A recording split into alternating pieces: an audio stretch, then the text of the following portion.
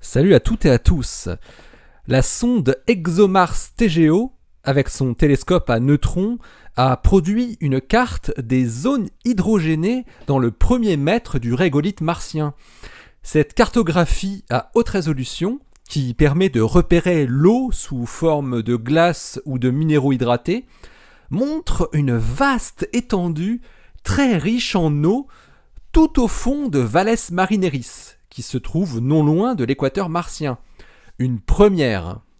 L'étude est publiée dans Icarus.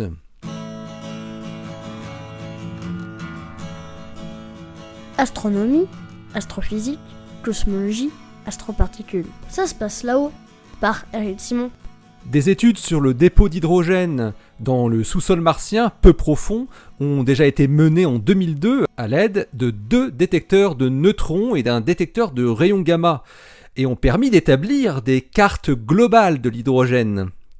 On sait, d'après ces cartes, que l'hydrogène est plus abondant dans les zones du pergélisol polaire par rapport à la bande équatoriale où l'eau gelée n'est pas stable en surface.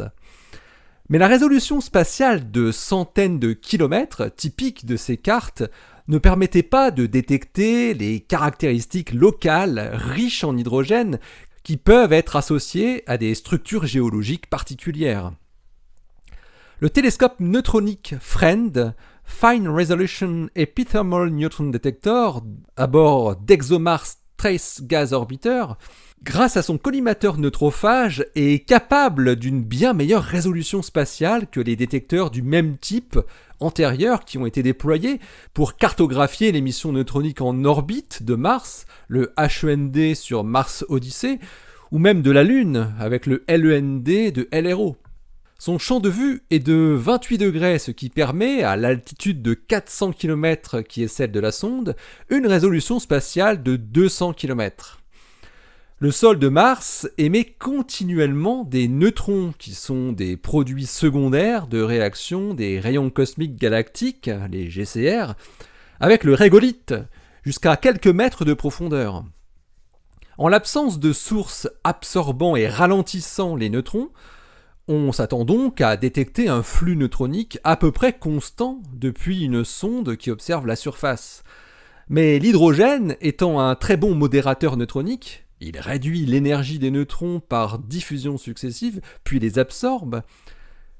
Dès qu'une quantité d'hydrogène assez importante est présente sur le trajet de ces neutrons, donc à la surface ou sur le premier mètre de régolithe, le flux neutronique devient moins énergétique et est réduit, et ce d'autant plus que la quantité d'hydrogène est importante.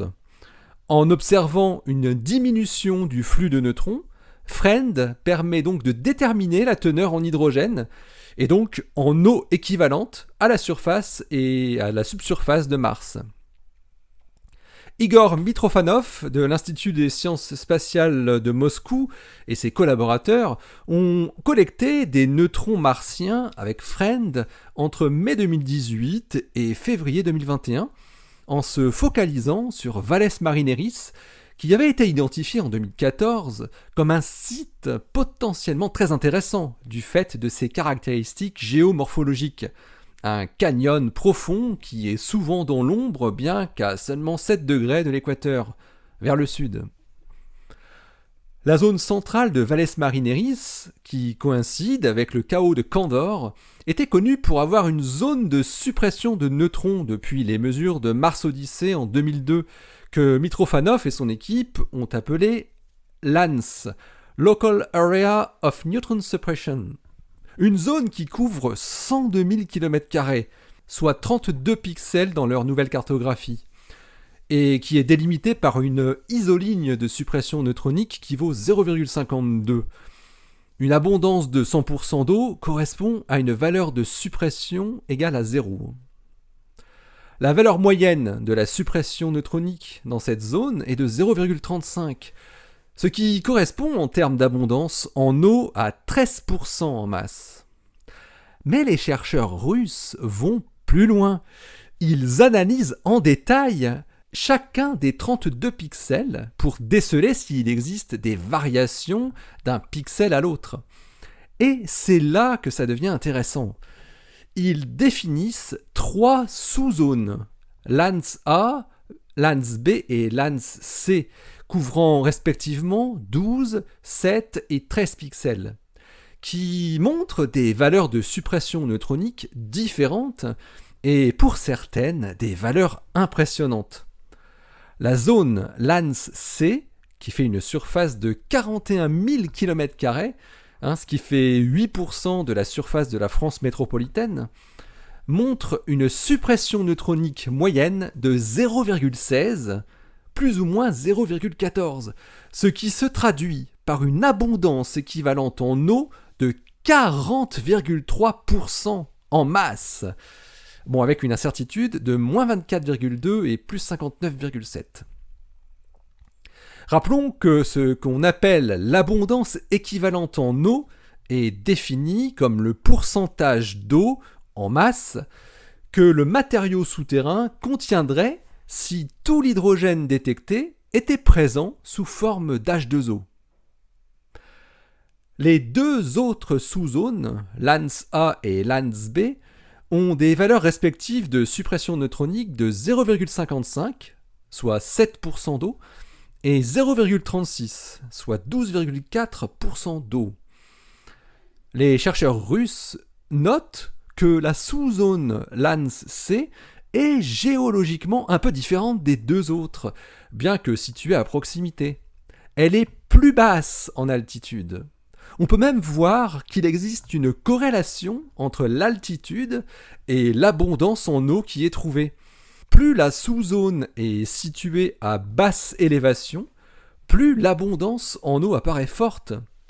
LANS A se trouve à une élévation de moins 166 mètres, LANS B à moins 1619 mètres et LANS C à moins 2561 mètres. Il faut savoir qu'on trouve de l'eau souterraine à faible profondeur pratiquement partout à des latitudes modérées sur Mars, avec une quantité d'hydrogène équivalente à 3% en masse ou plus. Elle pourrait être partiellement chimiquement liée aux minéraux hydratés qui sont observés en de nombreux points de la surface par des spectromètres en proche infrarouge depuis l'orbite. Ils contiennent généralement environ 10% d'eau en masse, et dans certains cas, ils peuvent contenir jusqu'à 30% d'eau.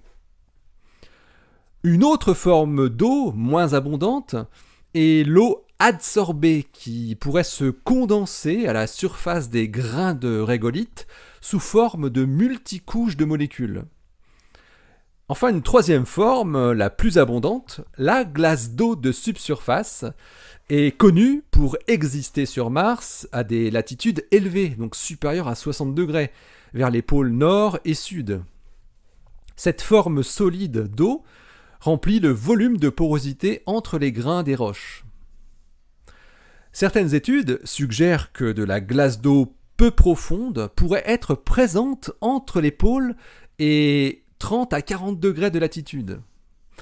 Mais la question se pose sur sa présence aux latitudes moyennes et équatoriales, comme c'est le cas de Valles Marineris. Des conditions géomorphologiques très particulières devraient être réunies. La glace d'eau précipitée devrait par exemple rester sur des pentes abruptes faisant face aux pôles sous une couverture de poussière depuis la récente période de haute obliquité. Il ne faut pas exclure non plus la possibilité qu'une certaine quantité de glace d'eau puisse s'accumuler, même actuellement, dans le volume de porosité du régolithe peu profond, en raison de la condensation de la vapeur d'eau éparse provenant de l'atmosphère. On le voit, les chercheurs sont donc confrontés au problème de la distinction entre, d'une part, les minéraux hydratés et les inclusions de glace de sol pour la zone LANS de Valles Marineris. Les mesures de l'émission de neutrons ne permettent pas de faire l'indistinction, mais ils permettent de déterminer une fraction massique de molécules d'eau dans le sol. En tenant compte d'une telle valeur, les géochimistes peuvent conclure à la forme d'eau la plus probable. Si la valeur dérivée est bien supérieure à 30% en masse, il s'agit probablement de glace d'eau, selon les chercheurs. Il devient en effet difficile d'expliquer une telle quantité d'eau par de l'eau adsorbée ou liée chimiquement. Bien sûr, il ne s'agit pas d'une règle stricte, et chaque région, avec une abondance élevée, est unique, et ces conditions géomorphologiques spécifiques doivent être prises en compte pour décider en faveur de l'eau chimiquement liée ou de la glace d'eau. Mais le lien qui est trouvé entre abondance en eau et altitude de la zone milite plus, selon Igor Mitrofanov et son équipe, en faveur de la glace d'eau. Il leur apparaît naturel pour de l'eau de s'accumuler au fond d'un bassin comme Valles Marineris, ce qui est moins le cas pour des minéraux hydratés. Mais il n'exclut toutefois pas entièrement cette seconde hypothèse, la vérité se trouvant peut-être dans un mix entre les deux. Mais dans les deux cas, il s'agirait donc d'un gros réservoir d'eau et situé à proximité de l'équateur martien, où la température est la plus élevée. L'article de Igor Mitrofanov et ses collaborateurs est paru dans Icarus le 19 novembre 2021, encore sous presse, mais accessible. Il porte le titre « The evidence for unusually high hydrogen abundances in the central part of Valles Marineris on Mars ». Allez, d'ici la prochaine, portez-vous bien, restez bien les yeux vers le ciel, et puis restez bien les pieds sur terre. Ouais, sur terre. Allez, salut!